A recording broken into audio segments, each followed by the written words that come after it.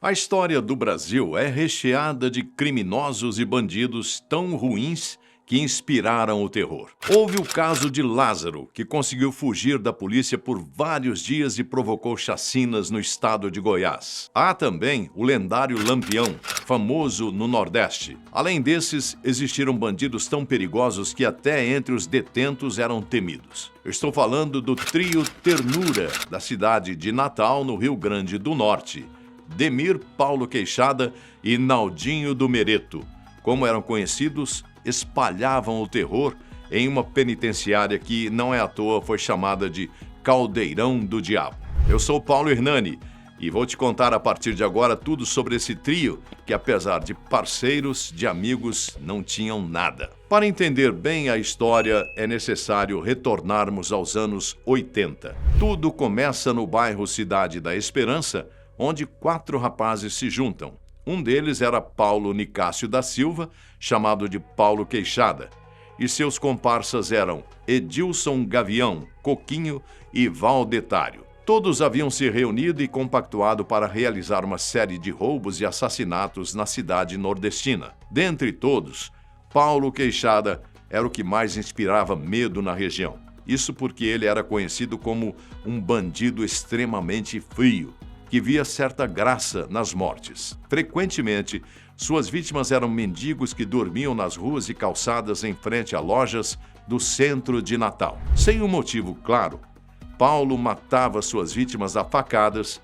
e, enquanto morriam, ele realizava o sinal da cruz e sorria. O crime mais conhecido da turma, porém, foi ainda mais macabro que esses. Certa vez foram assaltar em um local próximo ao terreno da Universidade Federal do Rio Grande do Norte, a UFRN. Lá conseguiram abordar um médico e uma enfermeira que passavam pela região. O grupo passava por alguns problemas de autoridade e administração, digamos assim.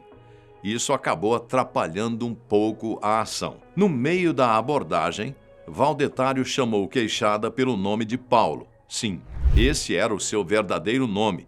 Mas chamar o comparsa de crime pelo nome verdadeiro não é lá uma coisa muito esperta para um bandido fazer durante um assalto. O médico, aproveitando-se da informação, chamou Paulo e ofereceu dinheiro para que os bandidos deixassem ele e a enfermeira ir. Paulo Queixada reagiu violentamente.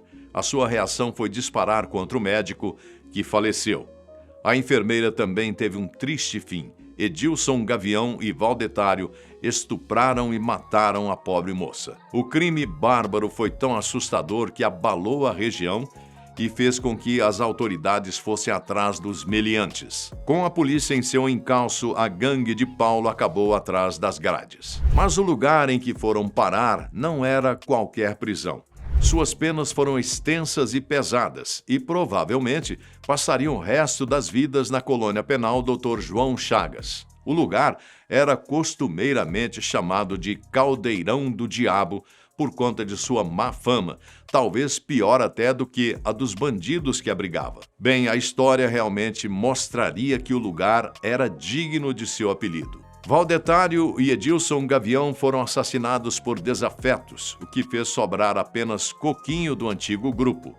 Paulo Queixada, por sua vez, formou um novo grupo com seus companheiros de cela, Naldinho do Mereto e Demir. Eles teriam feito um pacto, segundo alguns rumores, algo até diabólico e de sangue, e passaram a tocar o terror naquela terra sem lei que era o Caldeirão do Diabo. Estava iniciado, então, o trio Ternura. O mais temido de todos era Paulo Queixada, que, de acordo com algumas fontes, teria matado 13 detentos.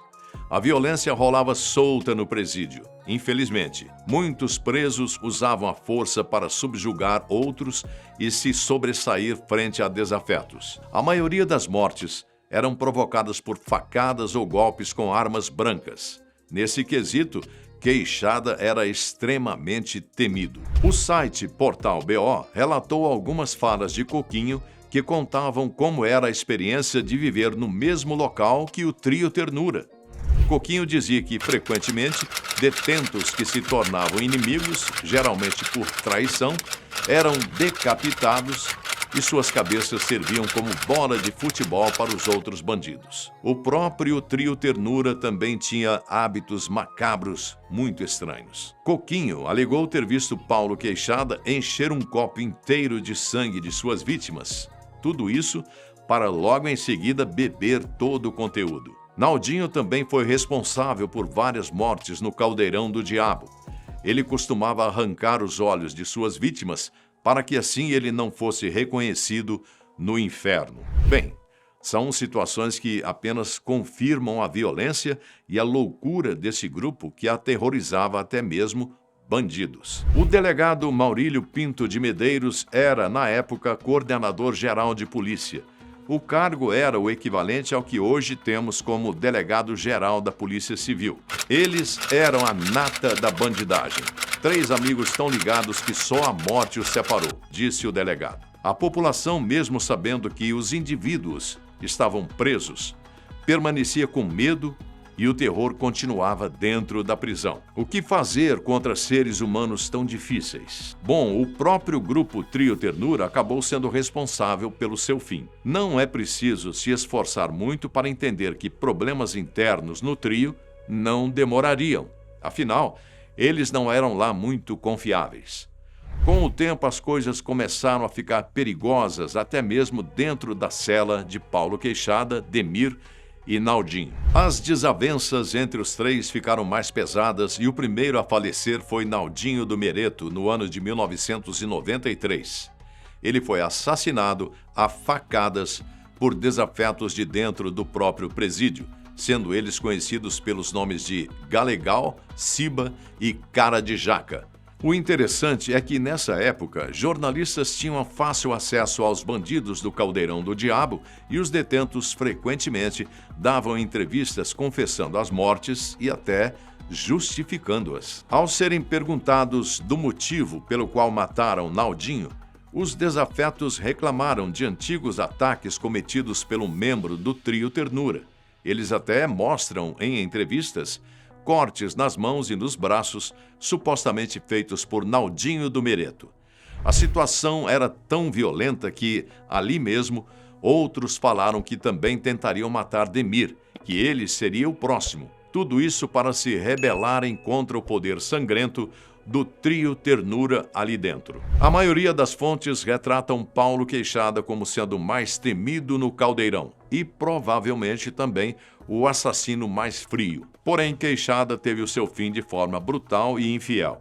Ele foi morto por seu próprio parceiro Demir, que de amigo nada tinha. Os motivos e o modo foram explicados, mais uma vez, nas absurdas entrevistas que a imprensa da época conseguia fazer com os bandidos. Demir disse que Paulo Queixada costumava incitar outros bandidos contra os 2 membros do trio Ternura, a ponto de Demir dizer que, caso eles tivessem agido como Queixada queria, ele já estaria morto. Queixada também costumava reclamar na cela de uma dor constante na barriga. Demir entendia que isso era uma indireta por conta de uma antiga facada que teria dado no amigo. Esse conjunto de fatores, reunidos ali na mente do bandido, levaram-no a matar o companheiro a facadas no ano de 1995. Estava morto o mais temido integrante do Caldeirão do Diabo, e agora o seu cargo havia passado para Demir. Paulo Queixada ainda foi esquartejado de maneira cruel e com justificativas. O seu assassino disse que era para facilitar o trabalho do ITEP, o Instituto Técnico Científico de Perícia de Natal. O membro restante do trio Ternura ainda daria muito trabalho para as autoridades natalenses.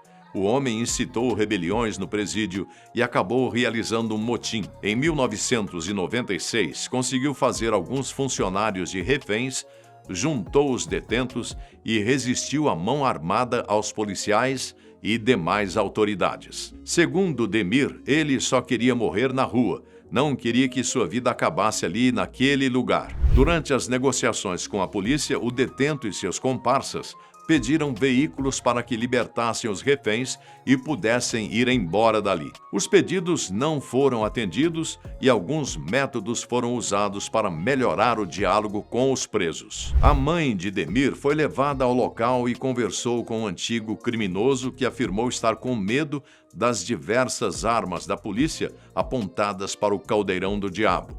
Segundo ele, caso alguma coisa acontecesse com sua mãe, ele também morreria. A negociação foi longa, mas culminou com os revoltosos entregando as armas e os reféns. Em troca, exigiram não serem agredidos e retornarem para suas celas pacificamente. Apesar de ter o desejo de encerrar a sua vida do lado de fora das grades, Demir não conseguiu cumprir seu objetivo. Lembra-se que outros já haviam jurado a sua morte? Então, ele foi assassinado por um preso novato, apelidado pelos outros de Chocolate, que teve a ajuda de outros 2 comparsas para dar fim ao último membro vivo do famoso Trio Ternura. Chegava ao fim, assim, o grupo nomeado pela crônica policial da época, que de ternura não tinha nada. Uma narrativa cheia de assassinatos, roubos e outros crimes. Por incrível que pareça, aparentemente a vida era mais ordenada e sem crimes fora do presídio, visto que a colônia penal Dr. João Chaves não era chamada de Caldeirão do Diabo à toa. Você já conhecia essa história? Tem algum parente que mencionou os nomes aqui ditos? Deixe para a gente aqui nos comentários. Muito obrigado por sua companhia e até o próximo vídeo.